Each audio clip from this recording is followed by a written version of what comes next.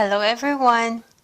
The purpose of this video is to help students, especially those who are taking the subject Mathematics of Investment, understand how to compute ordinary interest using exact and approximate time. But before we deal to the problem solving, let me first give you an introduction of why do we need to know the importance of interest and time. Business concerns and individuals who find themselves in need of cash or financial credit borrow money and agree to pay a certain percentage for the privilege of using the borrowed amount. This percentage is called interest. Interest is the payment for the use of someone's money for a specified length of time. It depends on the principal amount, the rate, and the time. Principal is the sum of money loaned or borrowed from the creditor. Rate is the percentage of the principal paid for the use of money. Time or term of the loan is the length of time over which the principal is used. It may be expressed in number of years or as part of a year. There are two kinds of interest. The first one is the ordinary interest, and the second one is the exact interest. The mere difference of the two depends on the basis of days to be calculated with regards to time. Ordinary interest uses 360 days as basis, while exact interest uses 365 days as basis. Our topic will focus only on getting ordinary interest using 360 days. Are you ready? Yes, of course. Ordinary interest is also known as the banker's rule. Banker's rule is the common commercial practice and is the most favorable of all the methods to the creditor. So first, we will have to know the equation for ordinary interest. Ordinary interest is equals to principal times rate times time. For us to be guided, let us make P as principal, R as rate, T as time, and I sub O ordinary interest. And the time for ordinary interest will have an equation of T is equals to N over 360. And when we substitute, I sub O is equals to T times R times N over 360. N as the number of days within the credit term. So now, let us familiarize ourselves to this equation because we will use this later as we solve a problem. Alright, let's proceed. There are two ways to compute for the number of days between two given dates. Number 1, exact time, and number 2, approximate time. Exact time. I will tell you a technique on how to easily remember the number of days for a given month. I forgot if this is a song or a poem, but it says 30 days have September, April, June, and November. All the rest have 31 except February, which has 28. Using this technique, I can easily recall the number of days for a given month, and we will use this later as we compute for exact time. And as we illustrate, given below are the 12 months in a year. From the name itself, time is computed as the basis of exact number of days.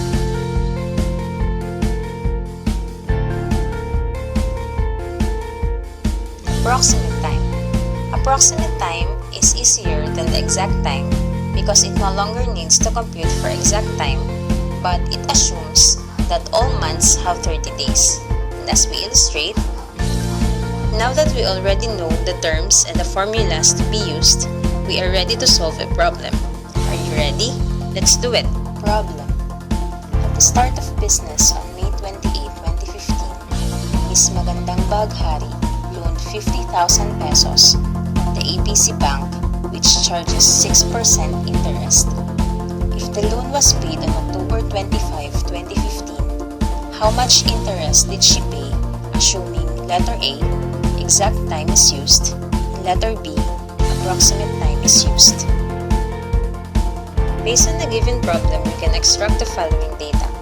Principal 50,000, rate 6%, time May 28, 2015 to October 25, 2015. For letter A, solution using exact time. Let us first write the formula for ordinary interest. Ordinary interest is equals to P times R times N over 360 and substitute the given data. Ordinary interest is equals to 50,000 times 0.06 times N over 360. To find N using exact time, we need to write down the months involved with the time. Let us first fill up the months between the two given dates. Using our technique, it will be 30 for June and September and 31 for July and August. After that, let us put in October the last given date, which is October 25. Lastly, for May, we need to compute for the remaining days, which is the difference between the first given date and the last day of that month.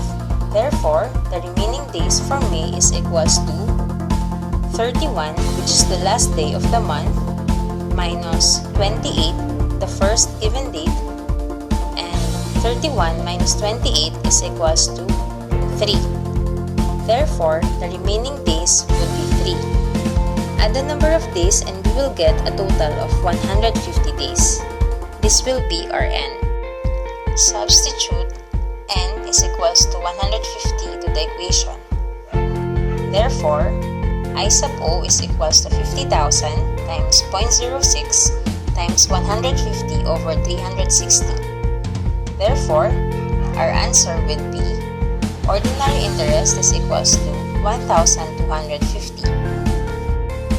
For letter B solution using approximate time, again, let us first write the formula for ordinary interest and substitute the given data. To find N using approximate time, write down the months involved with the time. In approximate time, all months are assumed to be 30 days. So the months between the two given dates should have 30 days.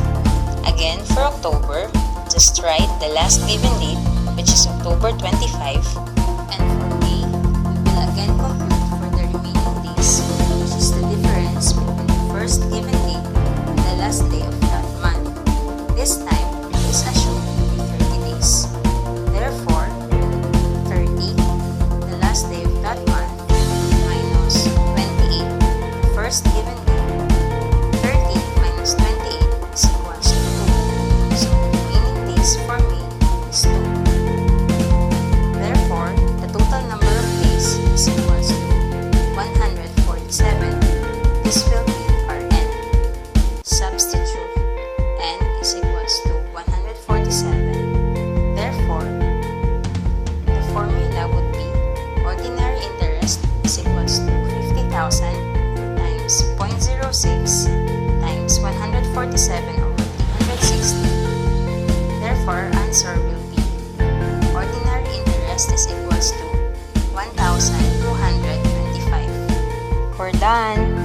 And to summarize our topic, we say that ordinary interest is computed by multiplying the principal with the rate and with the time, which is time is expressed by dividing the number of days within the credit term over 360. And the number of days can be classified as exact or approximate. For exact time, number of days is the exact number of days in the months within the credit term, while for approximate time, number of days in a month are all assumed to be 30 days. Thank you for listening and watching this video. I hope you learned a lot and understand the topic regarding finding ordinary interest using exact and approximate time. And maybe you would also like to share this video to others. God bless everyone.